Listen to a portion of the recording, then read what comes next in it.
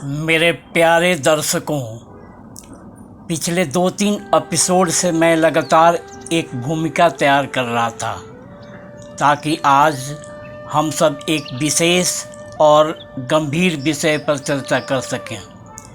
वह विषय है हिंदू राष्ट्र। सबसे पहले मैं यह स्पष्ट कर देना चाहता हूँ कि इस विषय पर जो भी बातें मैं आपके सामने रखने जा रहा हूँ वह मेरा निजी मत है, मेरी व्यक्तिगत समझ है। मेरा उद्देश्य केवल आपको सोचने और विचार करने के लिए प्रेरित करना है। एक महत्वपूर्ण सूचना भी आपके साथ साझा करना चाहता हूँ। अब मैं हर सप्ताह केवल 2 ही वीडियो प्रस्तुत करूँगा, मंगलवार और शुक्रवार को शाम 5 बजे। इसलिए आप सभी से निवेदन है कि मेरे वीडियो को ध्यान से देखें, लाइक करें और अधिक से अधिक लोगों तक शेयर करें, क्योंकि अक्सर होता यह है कि देखने के बाद हम सोचते हैं कि बाद में शेयर करेंगे और फिर भूल जाते हैं।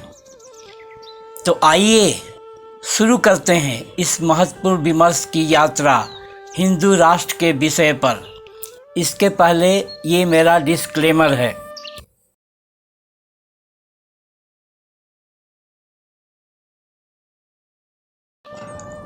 तो दोस्तों, सबसे पहले इन महानुभावों को सुनते हैं।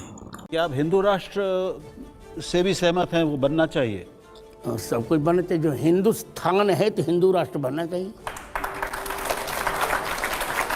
संविधान के हिसाब से, संविधान के हिसाब से भी हिंदू राष्ट्र है। हमारे देश अच्छा। में जहाँ 90% लोग हिंदू रहते हैं मैडम। साधुवाद हम दे रहे हैं और भारत हिंदू राष्ट्र को 7 नवंबर से 16 नवंबर तक सामाजिक समरसता की और हिंदू राष्ट्र घोषित नहीं करना है, वो है। ऋषि मुनियों ने उसको राष्ट्र घोषित कर दिया है। हिंदू शब्द आजकल कर, वो किसी अधिकृत घोषणा का मोहताज नहीं है। वो एक सत्य है। मानने से आपका लाभ है, न मानने से आपका नुकसान है। आजमा के देख सकते। तो दोस्तों, आपने इन महानुभावों को सुना। ये सारे के सारे किसी पहचान के मोहताज नहीं हैं, परिचय के मोहताज नहीं हैं। इन सभी व्यक्तियों की हमारे देश में ज़बरदस्त फैन फॉलोइंग है। गौर कीजिए, ये सभी एक विशेष वर्ण से ताल्लुक़ रखते हैं। आज भी संविधान होने के बावजूद जो प्रत्येक नागरिक को समान सम्मान और अधिकार देता है, यह वर्ण समाज में विशेष महत्व और अतिरिक्त सम्मान प्राप्त करता है। हर क्षेत्र में इनका 80 से 90% तक का वर्चस्व और प्रभाव दिखाई देता है। फिर सवाल उठता है, आखिर और क्या कमी रह गई है जिसके चलते हर मंच पर लगातार हिंदू राष्ट्र की मांग उठाई जा रही है। तो दोस्तों, क्या मिसिंग है, इसे समझने की कोशिश करते हैं। संविधान लागू होने से पहले समाज में अनेक कुप्रथाएं प्रचलित थीं। ये प्रथाएं एक स्वस्थ समाज के लिए अभिशाप थीं। दासी प्रथा, स्तन टैक्स और डोला प्रथा समाज पर कोढ़ की तरह चिपकी हुई थी। संविधान में आरक्षण की व्यवस्था के कारण ओबीसी, एससी और एसटी को थोड़ा प्रतिनिधित्व मिला, जिससे उनकी स्थिति में सुधार आया। राजनीतिक क्षेत्र जहां पहले केवल एक ही वर्ग का वर्चस्व था, वहां बहुजनों ने भी अपनी जगह बनाई। आज यदि कमज़ोर लोगों के साथ अन्याय होता है तो थोड़ी बहुत ही सही, पर उनकी सुनवाई अवश्य होती है। अब कोई भी व्यक्ति किसी भी प्रकार का काम करने के लिए स्वतंत्र है। वर्णाश्रम में निचले पद पर होने के बावजूद भी वह पढ़ लिख कर उच्च पद प्राप्त कर सकता है। आज बहुजन धीरे धीरे कमर तक झुककर सलाम बजाना छोड़ते जा रहे हैं और आत्मसम्मान के साथ समाज में अपनी पहचान बना रहे हैं। मान लीजिए भारत हिंदू राष्ट्र बनता है, तब इन मांग करने वालों को क्या मिलेगा? सबसे पहले तो संविधान बदल दिया जाएगा। लोकतांत्रिक संविधान की जगह मनुस्मृति नया संविधान बनेगा। यह मैं नहीं कह रहा, बल्कि समय इन लोगों का कथन है।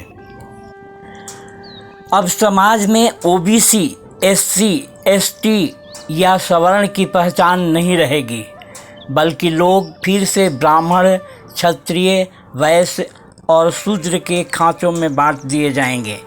हर वर्ग का कार्य निर्धारित होगा। ब्राह्मण पढ़ेंगे, पढ़ाएंगे, दान लेंगे, दान देंगे, यज्ञ करेंगे और कराएंगे।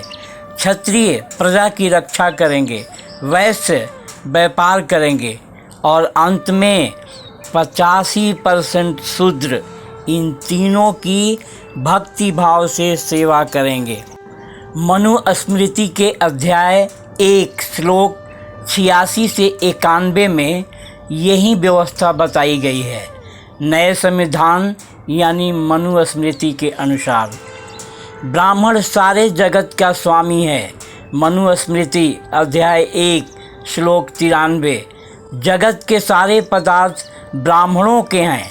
मनुस्मृति अध्याय 1 श्लोक 100 10 वर्ष का ब्राह्मण 100 वर्ष के क्षत्रिय पिता से भी बड़ा है। मनुस्मृति अध्याय 2 श्लोक 137 मनुस्मृति कहती है, यदि ब्राह्मण के घर वैश्य या शूद्र अतिथि बनकर आए तो उन्हें नौकरों की जगह बिठाकर भोजन कराना चाहिए। ब्राह्मणों को नौकरी या गुलामी नहीं करनी चाहिए। शूद्र कभी न्यायाधीश नहीं बन सकता। जिस राज्य में शूद्र न्याय करता है वह राज्य कीचड़ में फंसी गाय जैसा हो जाता है। अपराध की सज़ा में भी भेदभाव। जहाँ शूद्र को मृत्युदंड मिलेगा वहीं ब्राह्मण कुछ पैसे देकर बच निकलेगा। यदि शूद्र किसी द्विज का अपमान करे तो उसकी जीभ काटने का आदेश है, क्योंकि शूद्र पैर से उत्पन्न बताया गया है। मनुस्मृति अध्याय 10 श्लोक 269 to 283 ब्राह्मण को मृत्युदंड की जगह केवल सिर मुड़वाकर छोड़ देना चाहिए। ब्राह्मण जब चाहे शूद्रों का धन ले सकता है। शूद्रों को धन रखने का अधिकार ही नहीं है। और ऐसे ही अनगिनत बातें इस ग्रंथ में भरी पड़ी हैं। दोस्तों, अब फैसला आपका है। क्या आप चाहते हैं हिंदू राष्ट्र या राम राज्य जहां यह सब लागू होगा, या फिर वह संविधान जिसने सबको बराबरी का हक दिया है? एक और सच ध्यान रखिए, हिंदू शब्द न तो वेदों में है, न गीता में, न रामायण में। पहली बार दयानंद सरस्वती ने 1875 में इसे लिखा। यह शब्द मूलतः मुसलमानों का दिया हुआ है, जिसका अर्थ चोर बताया जाता है। तो सोचिए किस रास्ते पर जाना है, समानता वाले संविधान की ओर या गुलामी वाली मनुस्मृति की ओर। आज के लिए इतना ही। नमस्कार।